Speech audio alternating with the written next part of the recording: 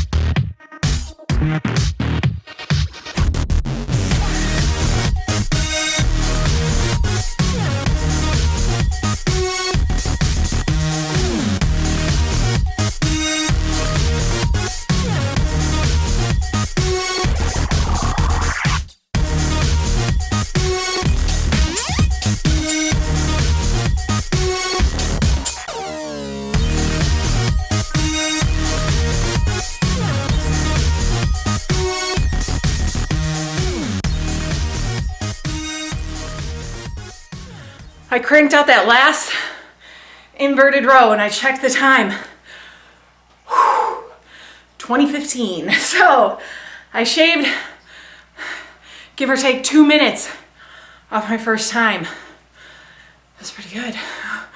At one point, I was getting ahead of myself and I was like, just crank all the last 50 body squats out. Just crank them all out, be done with the body squats. But I talked myself out of it. Reminded myself, hey, remember, that's your recovery exercises. Sit-ups didn't feel so much like recovery exercises, truthfully. Probably because hollow body holds are those are tough. Started out on my toes with the push-ups. By round 3, or the third set, after that hover hold, I had to go to the knees like right away because I knew like getting out of that hover hold, I didn't have the upper body to get myself out of that and start cranking out push-ups. So I think you have to factor in a couple things. As I said before, I was recovering from, COVID, respiratory virus when I took this on the first time around. I also changed my technique this time around. How do I feel?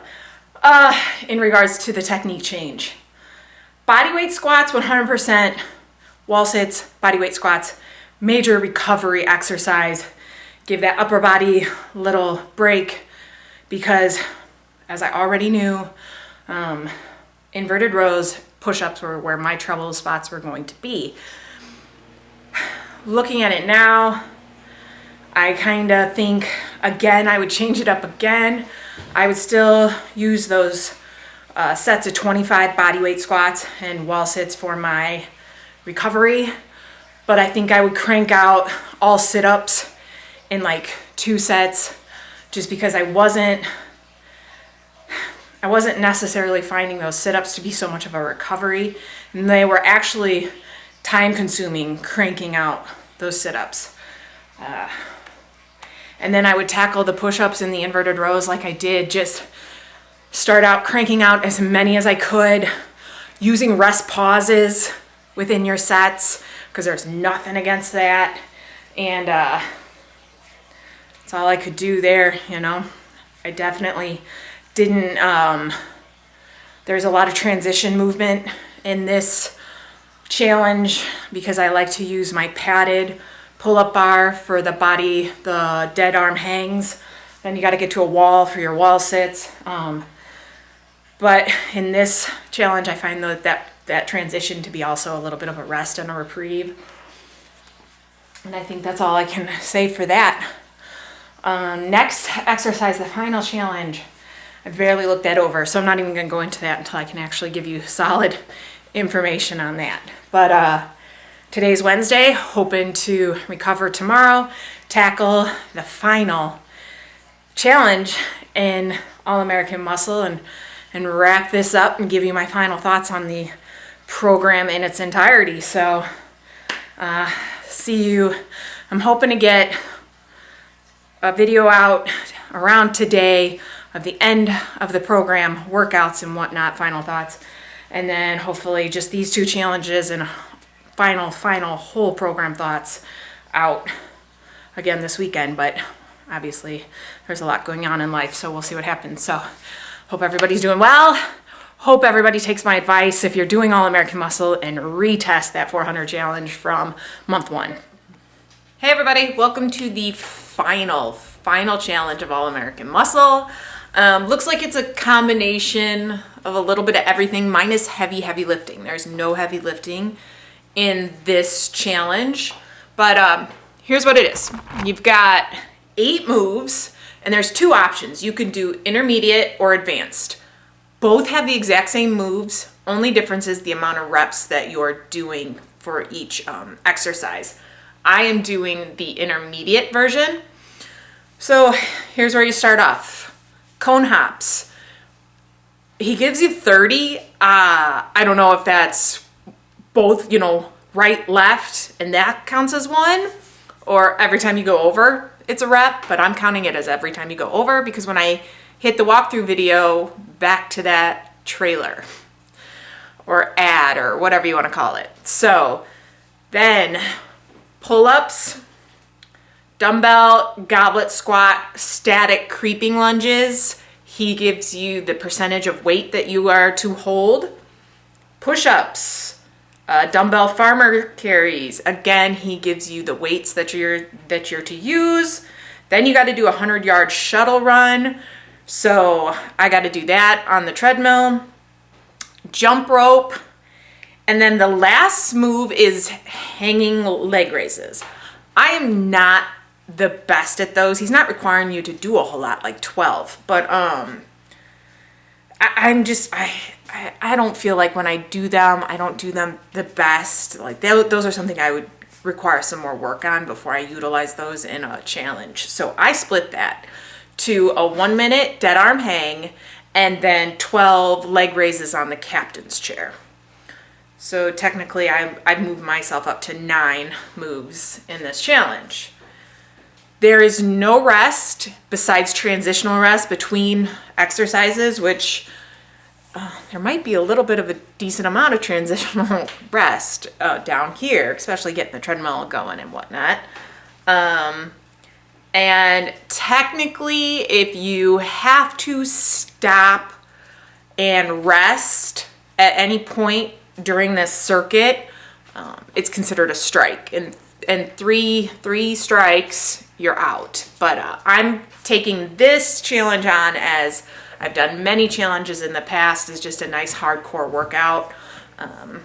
If I stop for a breath, I stop for a breath. But that's where I'm at now. So you do definitely have to calculate a couple of your weights ahead of time. And then there's some prep. Obviously, for my pull-ups, I'm using an assistance band. You don't get your weights set for your goblet squats. Get your weights set for your dumbbell farmer's carries. Kick the treadmill on. Know the distance and mileage for a 100-yard shuttle run. So that's going to be like 0.06 miles on the treadmill. What else was I thinking that needed to get situated? Got the jump rope, get the cone out, and I think that's it. Oh, and then obviously be able to get to the timer for 1 minute of a dead arm hang. But and honestly, I'm saying this before it starts, before I've even attempted it. It doesn't look that bad. So, push-ups. Intermediate, he's calling for 35 push-ups. So I'll start out traditional push-up stance and then go to my knees to finish those out. I think I can hit 35. I think when I did the 400 challenge last 2 days ago, my first set, I think I cranked out like 30 push-ups, and that was going to somewhat a failure, knowing that I still had to tackle another 70 push-ups with hover holds. So that's where we're at. I'm gonna get started, get myself situated, warmed up, and ready to go.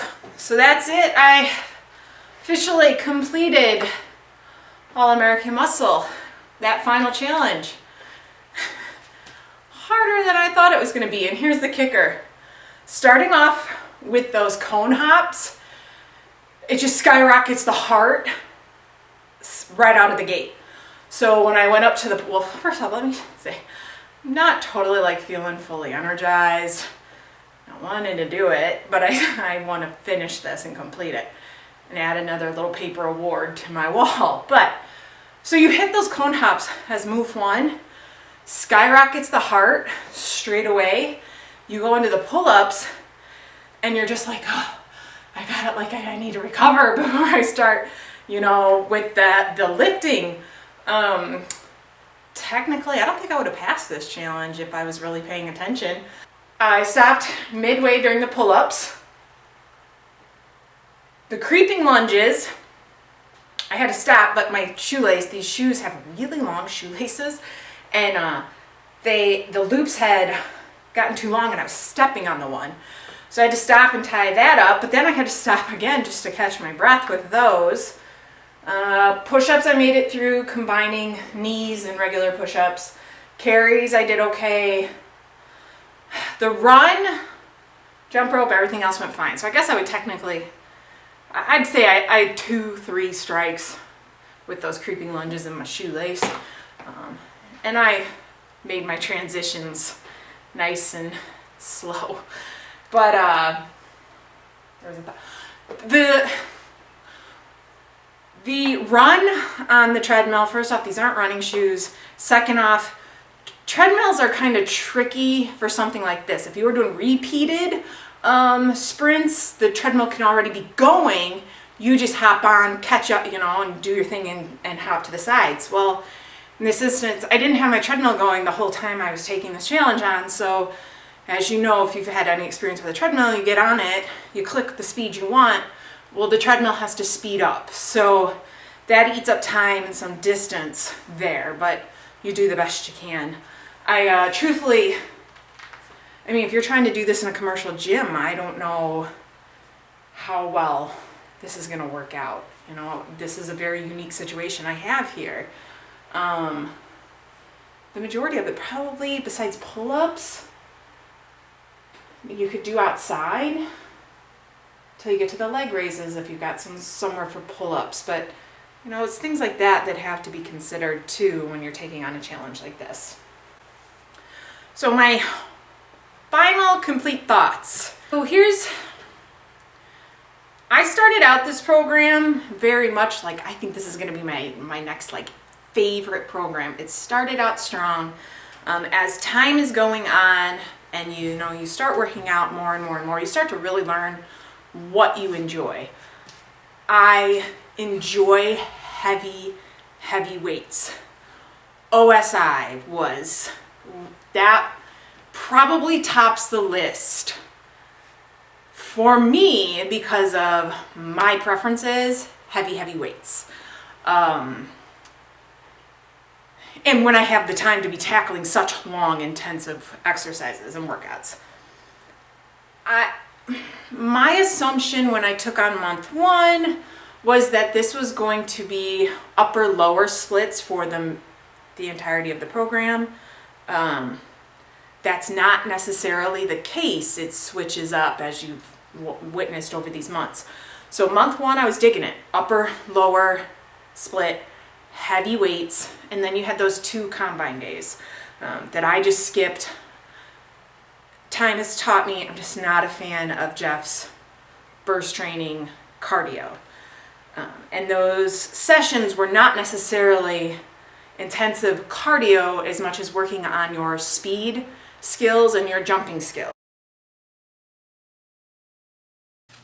Hey everybody, so I finished up All American Muscle, the final challenge this morning, but when I started kind of reviewing the program, I hadn't really looked it over enough to give you a concise all-around review. So I actually previewed the program again and wrote some notes just to go over, anybody interested in the program, a very quick review of it. So first off, the whole basis of All American Muscle, it's not brutal strength, it's basically complete package. So you're going to be strength training as well as working on speed, agility, some mobility in there.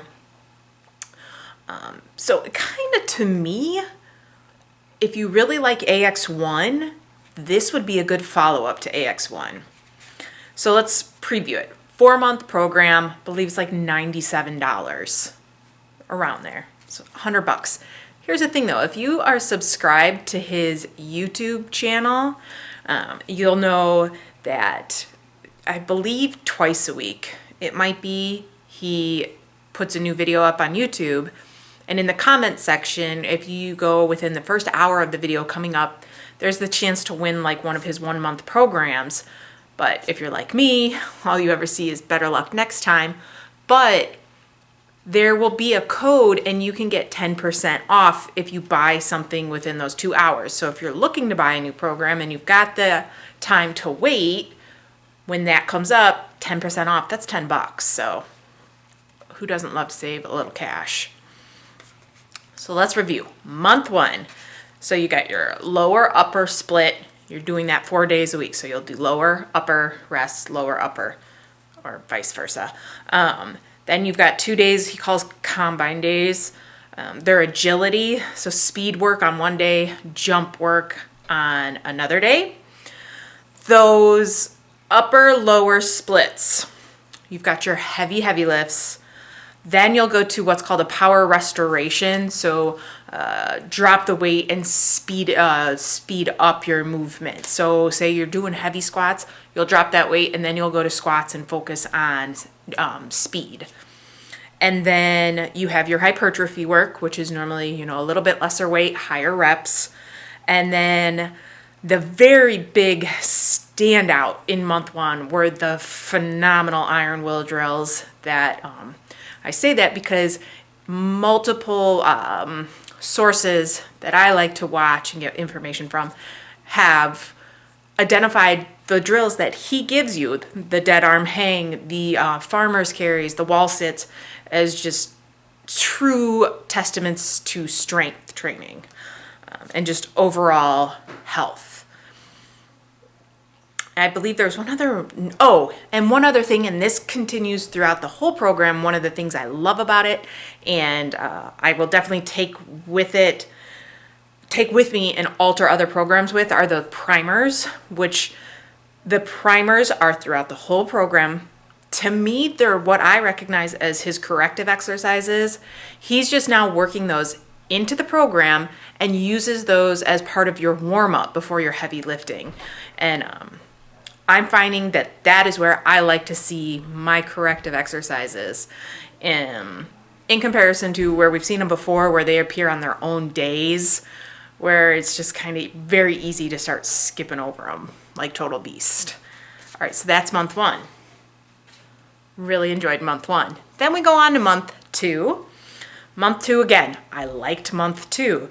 You're back to your upper lower split 4 days a week, or you're still doing that, but now it's total body.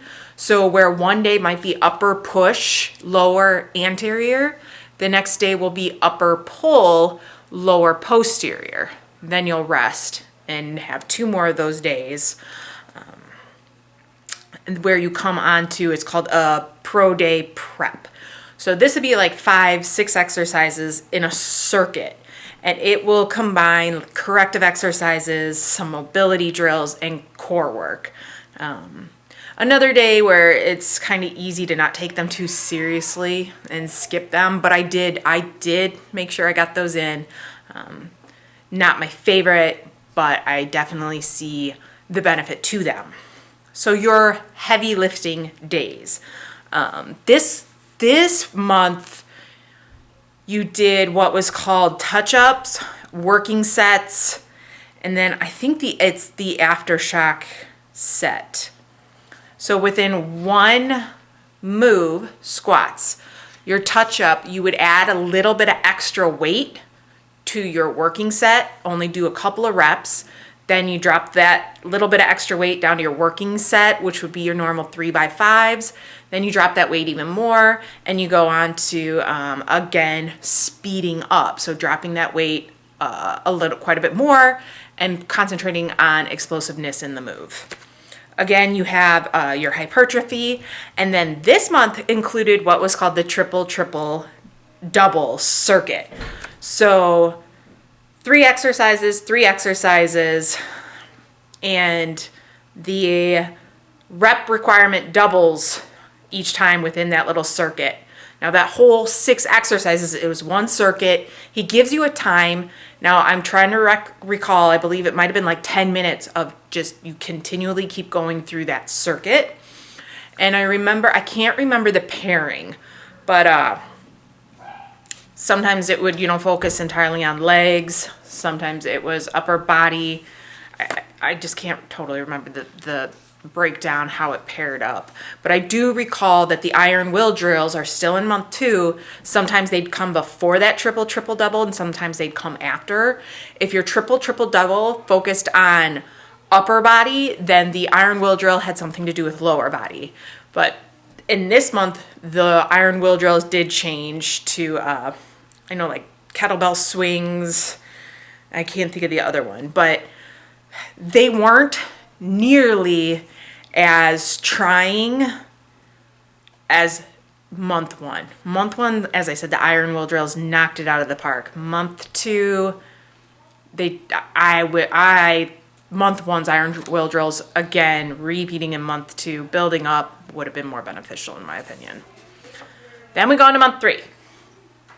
Okay, month 3 is where it kind of started to go downhill a bit for me, only because my experience has been with like max size or old school iron, the intensity increasing as the program went on. And I did not feel that with All American Muscle. I didn't feel like the intensity increased. I felt actually like it piddled out a little more as we went on. So here's month 3's breakdown. Push-pull legs split. Agility days are back. So those were gone last month in month 2. Month 3, they're back. Your jump training, your speed training. The push-pull legs, you only see those 1 time a week. So there's your 3 lifting days, then 2 agility days. Within those heavy lifting days, you're back to that, that technique was called the CAT 5, compensatory acceleration training. So you end up doing a total of 5 sets, I believe, and the weights change. So you'll start very heavy and then drop that weight and you're gonna speed things up again. If you go back to when I'm doing month 3, you get a lot more of a explanation because I'm in the midst of that month and I understand what I'm doing then. 4 months later, you're kind of like, can only focus on what this month entails. So the other things that appear in month 3's heavy lifts are those holds. So you have those couple of moves where you hold the iso stretch. And then I want to say the other one was a hold, but it was like a slow count. Because I remember having to do dumbbell step-ups and then it's like a 5-second lowering. And that was really, really hard for me with the balance doing that. And then again, the aftershock or the, what would be like the iron will drills were all those landmine moves that were very explosive. It was nice for me because I have my landmine. That was the most use I've ever gotten out of it. Lots of new moves. Those iron will drills didn't even compare to month 1's again. And finally, month 4. And I haven't really said anything about the challenges. So month 1, you had the 400 challenge. Month 2, I believe it was called 4 Score. I don't even recall that one at the moment. Month 3's challenge at the end, I did love the All Out Max challenge where you were building your way to your absolute 1 rep max on deadlift, squats, and bench, which helps you dramatically when you go on to month 4. Month 4, breakdown. In 1 week, you have 2 total body workouts, something called the aftershock workout, and then game day. So the total body workouts, you have your 2 heavy lifts. That remains squats and bench the whole month. You just kind of flip-flop between those 2 days how heavy you're lifting. Then after that comes your hypertrophy work. Then in the middle of the week, the aftershock workout in this month is the barbell complex workout where there's about 3 moves. You'll do straight sets of those moves like the power clean, and then you will put it all together in a complex with that barbell. I did like those. That was new to me somewhat. And then finally the game day workout, which never did one of those. Again, you're combining your speed drills, your agility drills, and some of those iron will drills into a workout. And I don't necessarily recall if those were circuits or straight sets, but I think they were straight sets this month. And then you had your final, what do you call that? Your final challenge to finish out the whole program. Like I said, I put that 400 challenge in again for my curiosity. I love to repeat those and just see your progress. And that transitions well to progress. A while back, I addressed the fact that I stopped taking progress pics. It's no longer been about like where I start and where I end and what kind of results I end up with. I'm just enjoying the programs and working out, but I will throw up a like side by side I took some of my week 1 All-American Muscle recording, and I did the best I could to pair it up with this final week's. In fact, I think it's this morning's after the challenge. Roughly the same outfit. So that's the best I can give you for progress photos. I think in general, I do think there's been a little more muscle mass added. I've had questions about the diet or the diet side of everything. I don't follow a nutrition plan. I've never used the AX plans. I just do the best I can. When it comes to discipline, that's where I struggle. But